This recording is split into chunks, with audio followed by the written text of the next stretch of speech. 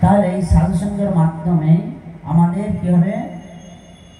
ভগবত ভক্তি লাভ হবে।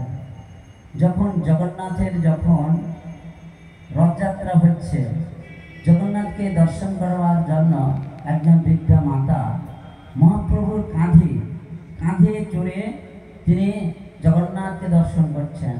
তাহলে দেখুন, স্বয়ং ভগবানের কাঁধে একজনের বৃদ্ধ কি করেছে?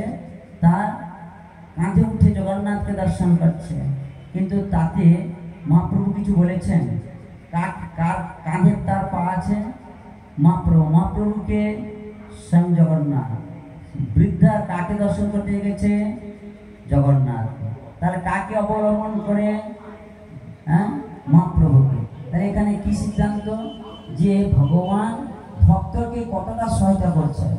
তিনি নিজে তার কাঁধে পাটা দিয়ে তিনি জগন্নাথকে দর্শন করছেন, আর মহাপ্রভু তাকে সহায়তা করছেন। তাহলে ভগবান ভক্ত রূপে আবির্ভূত হয়ে জগৎকে কি শিক্ষা দিলেন?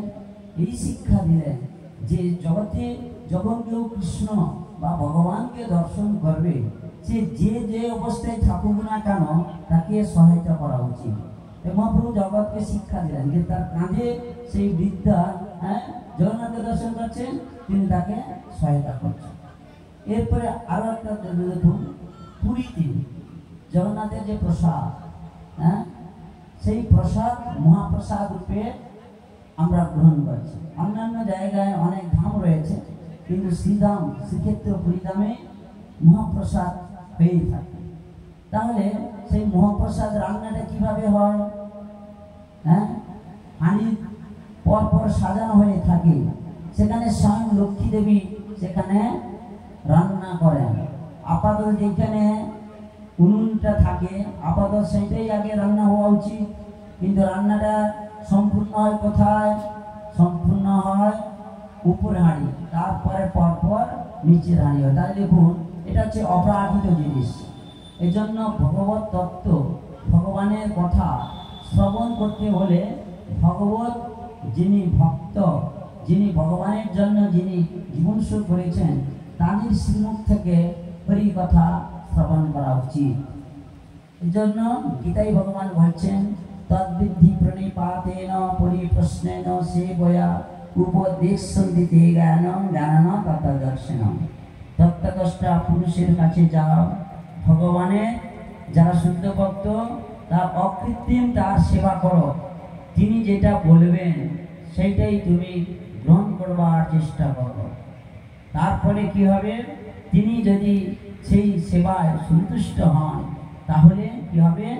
তাহলে তিনি তাকে উপদেশ প্রদান করবেন, আর সেই উপদেশ যদি আমরা গ্রহণ করি তাহলে আমাদের ভগবত ভক্তি অনুশীলনে সহায়তা করবেন।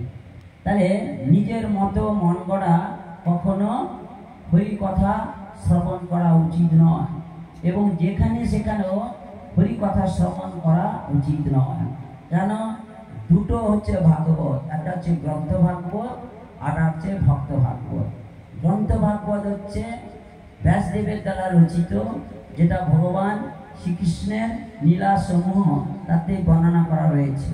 আর ভক্ত ভাগবত কি না, ভগবানের সেবায় যিনি জীবন উৎসর্গ করেছেন এবং তিনি ভগবানের সেবায় যিনি তৎপর, যিনি ভগবানের কথা ছাড়া আর অন্য কথা কোনো বলেন না। সাধারণত আমরা মৌন বলে থাকি। মৌন কথার অর্থ কি? যে কথাবার্তা বলে না, এটা একটা মৌন। কিন্তু শাস্ত্রসম্মত মৌন কাকে বলা হয়েছে? হরি কথা ছাড়া অন্য কথা যে বলে না তাকেই বলা হয় মৌন। তাহলে প্রজল্প কথা, গ্রাম্য কথা বলা আমাদের উচিত নয়। হরি কথা বলা, হরি কথা শ্রবণ করাই আমাদের জীবনের কর্তব্য। ঠিক সেক্ষেত্রে আমরা যদি হরি কথা শ্রবণ করি তাহলে আমাদের কি হবে? ভগবত ভক্তি লাভ করে ভগবানের প্রেমময় সেবায় আমরা যুক্ত থাকতে পারবো। এই জন্য এই দেহটা হচ্ছে কিসের জন্য? এই দেহটা হচ্ছে তপস্যা করার জন্য। এই দেহটা হচ্ছে কি? ভক্তি জীবনের সেবা করবার জন্য, সাধুসঙ্গ করবার জন্য। সকলের প্রতি আমরা যত্ন নেব। কিসের জন্য যত্ন নেব? যদি আমরা সকলে মিলেমিশে কৃষ্ণ সেবায় লাভ করতে পারি। যেন মহাজনগণ বর্ণনা করেছেন কি বলেছেন, সকলে সম্মান করিতে শপথি দেও মরে যথাযথ, তবে তো গাইব হরির নাম সুখে অপরাধ হবে হত। তাহলে এখানে এই দুর্লভ যে মনুষ্য জন্ম, এটাকে যদি আমরা সার্থক করে তুলতে চাই, তাহলে সকলের প্রতি আমাদের সম্মান প্রদর্শন করা উচিত।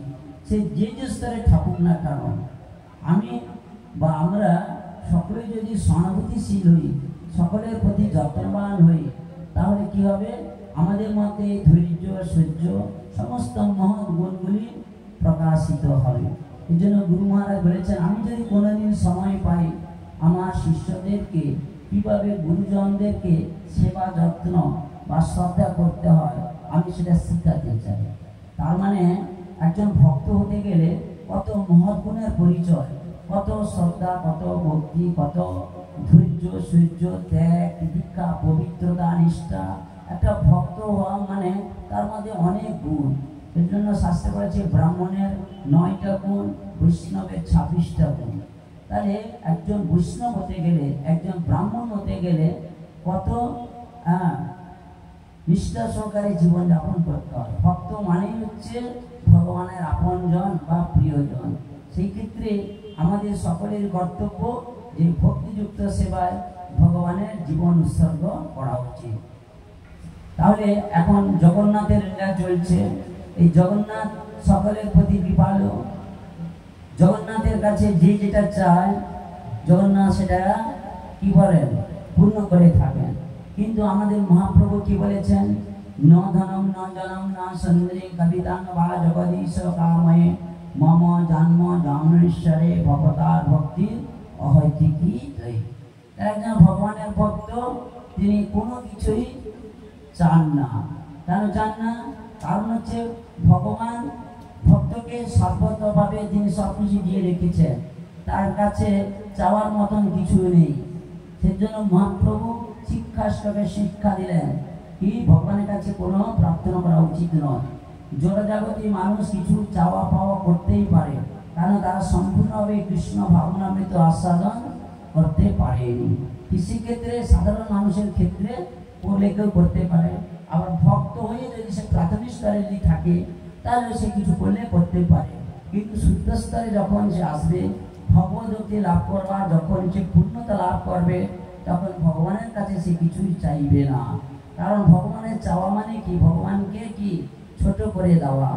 কেন? ভগবান তো অন্তর্যামী, আমার কি প্রয়োজন কি প্রয়োজন নেই ভগবান সবই জানে। তাই ভগবানের কাছে আমরা চাইতে যাব কেন? তাই একটা কথা বলি, আপনারা বুঝতে পারবেন। একজন রাজা সে কি করেছিল, তার প্রজাদেরকে সবকিছু বলেছিল যে আমার আজকে আমি সকলকে কিছু বিতরণ করতে চাই। তার রাজ্যে তিনি ঘোষণা করেছিলেন, সেই রাজ্যে ঘোষণা করেছিলেন যে আমার রাজ্যে আমি সকলকে আজকে প্রাণ খুলে আমি দান করব। তাই সকলে এসছে, রাজা সব কিছু দান করেছে, একজন দান নেয়নি, বসে আছে। তখন তাকে বলছে তুমি কিছু নিলে না? বলছে আমি আর কি নেব রাজা, আমার কিছু প্রয়োজন নেই। না, আমি তো তোমাকে কিছু দিতে চাই, তুমি কিছু না, তোমার অভিলাষ তুমি ব্যক্ত করো। তখন তিনি বললেন ঠিক আছে, আমার অভিলাষ যদি আপনি পূর্ণ করতে চান, তাহলে আপনি আমার বাড়িতে যদি যান তাহলে আমি খুব খুশি হব। রাজাকে যেই কথা বলেছে, রাজা বলে ঠিক আছে। রাজা যখন একটা প্রজার বাড়িতে যাবে, তখন সেখানে কি দরকার, রাস্তাঘাট থেকে শুরু করে তার সমস্ত ঘর দুয়ার এভরিথিং সব কিছু দরকার আছে নাকি? রাজা যাবে তো। তাহলে রাজা যখন যাবে, তখন তার মন্ত্রীকে সমস্ত কিছু দায়িত্ব দিলেন যে আমি সেই বাড়িতে যাব, তুমি সব কিছু রেডি করো। এই মন্ত্রী সমস্ত কিছু বন্দোবস্ত করলো। এই রাজা তাদের বাড়িতে গেলেন। এবারই সাধারণ মানুষ যে যার হয়তো একটা কম্বল কি টাকা পয়সা যা যেমন সামর্থ্য নিয়েছে, কিন্তু বেশি পেলো কে? বেশি পেলো যে কিছু চাইনি। বুঝতে পারলেন কথাটা? কিছু চাইনি, কিন্তু সব কিছু সে পেয়েছে। সেই জন্য ভগবান, যে আমরা একটা কথা বলি না, চক্রান্তি সবু দেখছি। তাহলে জগন্নাথ সব কিছু দেখছেন, ভগবান শ্রীকৃষ্ণ সব কিছু দেখছেন, কিন্তু আমরা বুঝতে পারি না। আমাদের চাওয়া পাওয়াটা এত বাড়ন্ত যে ভগবানকে আমরা কখনো মনে করি যে আমার প্রতি তিনি দৃষ্টি জ্ঞাপন করছেন না। ঠিক সেক্ষেত্রে আমাদের ধ্যান ধারণা আলাদা হয়ে পড়ে, কখনো আত্মবিশ্বাস হারায়। কিন্তু আমরা যদি ভগবানের কাছে আত্মনিবেদন করি, ভগবানের প্রতি যদি আমরা বিশ্বাস করি, তাহলে ভগবান যা করেন মঙ্গলের জন্য।